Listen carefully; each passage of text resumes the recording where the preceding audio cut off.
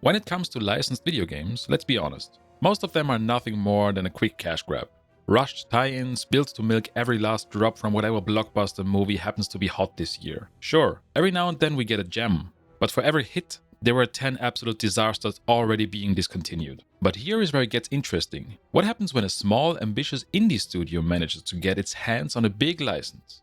Not because they want to cash in, but because they actually care. Because they grew up loving that world and now they finally see the chance to bring their passion project to life. In Master Tracks, you have to build and manage a theme park. A theme park filled with rides and exhibits. The exhibits are basically abducted humans from different areas and different time periods. For example, here we have the Roman Empire. I already built some decorations for the Roman Empire. This is a very nice exhibit where the Martians like to look at it and like to spend money and time in my park. You have to manage the park as you would in any other run-of-the-mill tycoon like Roller Coaster Tycoon or Two Point Hospital, for example, where you have to build some benches, resting areas, trash collection, hire janitors, hire security, and manage your booths. You can also manage the finances, but we come to that later. So when it comes down to the wire, what is the promise of the game? It's basically a trimmed down tycoon game where I have a couple of rides right now in early access and a couple of booths.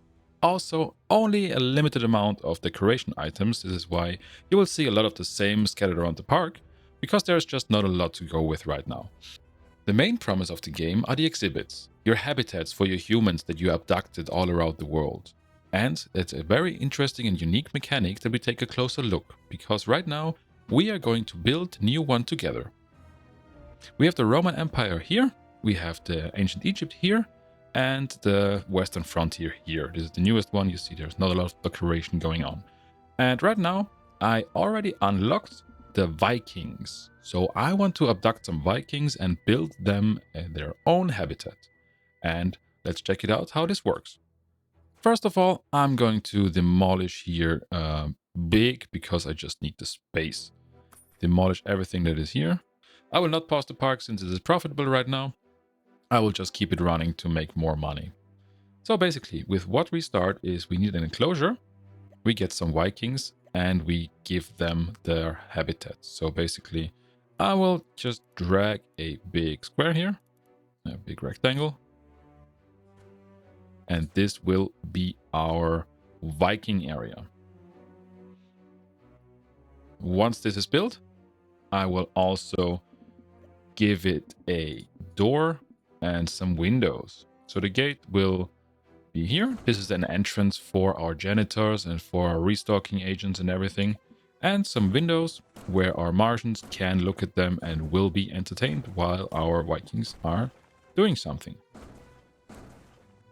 Before we go further and build anything in there, we would need some Vikings, of course. How do we get them? We have an acquisition menu where we can launch expeditions. Here, for example, I can run an abduction for some Vikings. And I will do that. I can focus on humans or decor items. Right now, I will need some humans, so I do need some Vikings my own that can inhabit it. There's also different tiers of abductions I can do, a raiding party, mass abduction, invasions, but I need some research for that. So let's do an abduction and start the expedition. When we start out, of course, the Vikings have their needs. Here we have a feeding though, and we can feed them. So basically we pop it down and also something for thirst. They will need a toilet. I just usually put this in the corner because I do not want this in the open. And for cleanness, a Martian shower.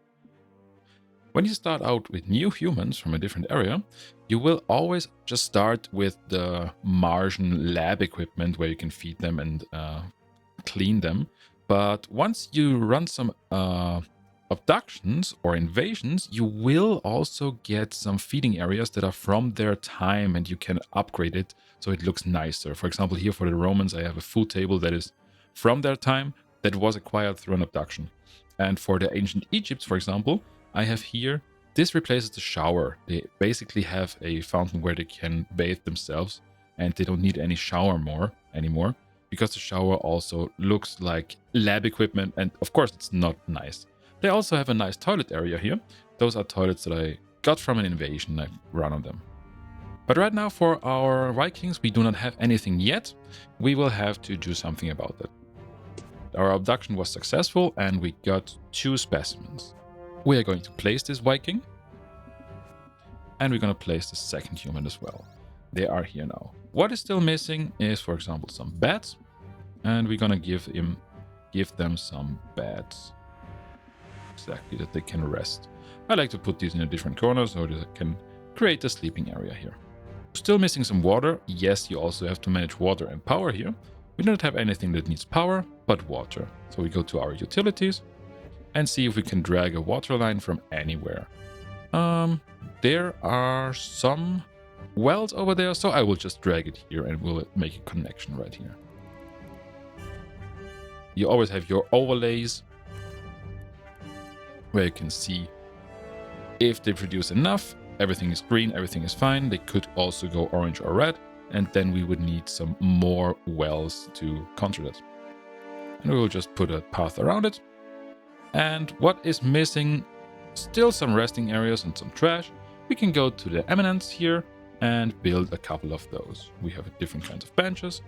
I would like to put them always behind the windows, so if they are a little bit exhausted from looking at them, they can just sit right there.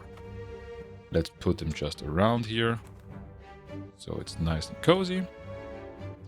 And once it is nice and cozy, to help our janitors, let's also put some trash cans next to those benches. And then it looks good, and I think we are golden right now. What still is missing is a lot more Vikings, so I'm going to run another expedition here. Get 2 more humans. Furthermore, in order to unlock different kind of raiding parties and mass invasions, we would need an observation post from where we can launch some research. We have a couple of different ones. I will go with physics because I do not have a physics right now. And you see I need scientists here and power. So if you need staff for any building, you can just click on the building, click on staff, and here you can hire directly. If I go to hire a scientist, they also have perks. You see red ones are negative and blue ones are positive. For example, here, increases physics research points from experiments by 20%. Or for Isaac Exxon, experiments cost 100% more. I will go, of course, with something different, and I will just hire 2 scientists here that fit my needs. And once I have them, they're in there, and I need power. Again, we go to the utilities and click on the power cable, and then we can see where we have power. Beneath the Ferris wheel, I put some generators, and maybe they have enough power to also power my observation post. And as it looks green, perfect, now it is powered. So our second expedition is complete, and we got 2 more humans. And we're just going to place them here right now in our exhibition. I like the details that the small saucers really come here and port them into it. In scenes like this, you really can see that the licensing is very well used, and they did a really great job in catching that Mars attacks feeling. How do we do researches? We just click on the observation post, click on research, and then we have experiments. We go to our Vikings, you see, for example, I can do a shock therapy or disintegration. For disintegration, I have 2 less humans because this is, of course, very discomforting for them. So we're gonna go with the shock therapy first. When you do that, you can also watch it closely. Our small scientists get out of there and are trying to get their humans to experiment on them. You can see the shock therapy going on. I don't think they like it, but, well, we need the research points. We need to experiment on them, so what can we do? And another one, oh yes. The Vikings seem very resistant for shocks, I actually have to say. I'm not sure if they like it or not, but they don't seem too bored with it. It's a fun little thing that you have a lot of different researchers. For example, we can also, at the American Frontier, have a chemical research post, and we have different experiments here. We can just hose them down. I'm not sure how I like this, but let's just hose them down. So when you look here, they're just going to hose down with some special water fountains. I have no idea what's going on here, but hey, experiment is experiment. We need the research, we need the data. We can go for another experiment. Now we have enough humans here just to do the disintegration. Let's do a disintegration and see how it looks. I don't think I have seen that yet. Quite interested in how it looks. Okay, basically an electric chair. No, he doesn't like it at all. He doesn't like it at all. But we need to know, of course, how much they can take. Seems fine by me. Okay. This is how we generate research points. And with the research points generated, we can abduct more and more. So basically, when we go to acquisitions right now, you see current knowledge is just short of a resonance mission. And with this research that should be finishing right now, when I increase the speed, you can see the progress in the bottom right corner. Now it is finished. When I look at the acquisitions again, now I have enough to do a renaissance. What I want to do here is switch the focus not from humans to decor, because then I will get some decor items and I will want to see how this looks. And after a quick fast forward, our expedition is already finished and we have got one Viking. Just going to place it. And of course, we also got some decor. We have a stove, for example. It provides a place to sit and consume limited nutrients. Perfect. Then we do not need the food stall anymore because we can just put this one down. So before I put this down, I'm just going to demolish this and place our newly found stuff. One here, since I got two. They will be built. We also have a carving. We can just put this anywhere. It's just a nice decor that makes it more beautiful. Because beauty, of course, attracts guests.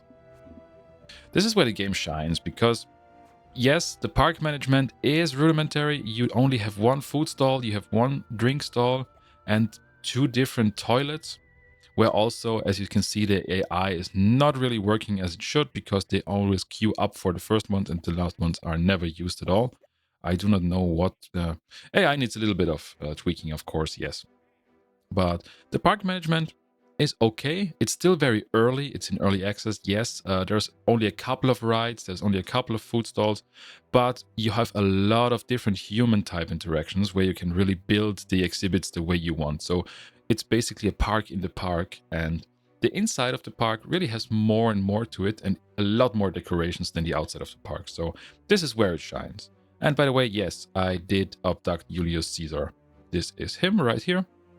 Because when you do enough research, you can do abductions for special characters. For example, here it's a special cowboy. Maybe it is known, I do not know that. For ancient Egypt, it's Cleopatra. And for the Vikings, I haven't checked yet. For the Vikings, it would be, yes, some shaman. I do not know who it should be, but once we unlock it, we will see. Another expedition was finished, so let's check out what we got. We got another Viking. The Viking is placed. We have a well. Rudimentary device for humans to acquire water. Okay. We are going to delete this hamster fountain because I don't like it at all. And put the well there that they can drink from a proper source. The well, of course, needs water in this case. And we will click on our utilities on the water line and give it some more water. What you see here is now our water starts looking red. I do not like this. What we need here is more water sources. So I like to keep my water generators away from the people that the park still looks beautiful and just gonna place it here. And once they are finished, I think we should see that this should get green again and we have enough water for the park as well. Exactly, now we have enough water to fill this as well. What is also very nice is in the overlays, you can look at the beauty of the park. Right now, when you look at the beauty of the park, red, of course, is bad, like generator. The generators make my exhibit for the Vikings look very ugly. Yes, that is true. When we look here, my decorations make our rides look beautiful. And with this, I try to combat some of the ugliness in the park. For example, also here where I have the toilets and everything, I block them off with decorations because I like to do that. I love to do stuff like that, but the problem is there's just not enough decorations in there. Because when you look at the decorations tab, what we have here is, for example, one big pimple-looking thing, as well as some small stone formation, a Easter Island formation, and 3 statues of brains. And that's it. That's everything. I already built that everywhere, so I can just repeat it everywhere. And I do not want to do that. This is why here the game just needs to shine a bit more. It's just early access, yes, but we need a lot more in order to make beautiful parks here. But this will already have an effect. When I look at the beauty overlay right now, then you can see I blocked off some of the ugliness from the generators, and now it is beautiful. Yes, sadly it works like this, and in order for me to make this exhibit more beautiful, what I need to do is to take more of those and just put them here, and then it will be more beautiful. Yes, of course it works like this, but it's just too less decoration for this to work. I need some hedges, I need some beautiful pathways, I need different stuff to make it really beautiful. This is just a numbers game, and now my Vikings are beautiful. The exhibits itself, this is where the game shines, because there you have a lot of options. Already I got another of these totems, of these carvings. Looks fine. Way better than outside. Because if you look at my ancient Egypt, we have a lot of different stuff, a lot of different decorations here. We have some fountains, and as well I have some special toilets that I put a little bathroom around it. A perfect bathhouse. Everything is fine here. For the outside I would wish the same, because everything is just dull and repetitive here. But of course, like I said, it's early access. There will still be a lot to go. What we also can do is we managed a ride. So we already built a ride, the treadmill. It's like a treadmill, but, well, you get the joke, right? We just put it down, and then we have to build a queue, like in any roller coaster tycoon type of game, and also an exit. What you can do to decorate it, of course, you can put something different here, and put something of a decoration item in here. Yet again, you do not have a lot to go with. So basically I can put this and a giant robot there, and there isn't really much more I can do with it other than put some benches right next to it as well that they can rest.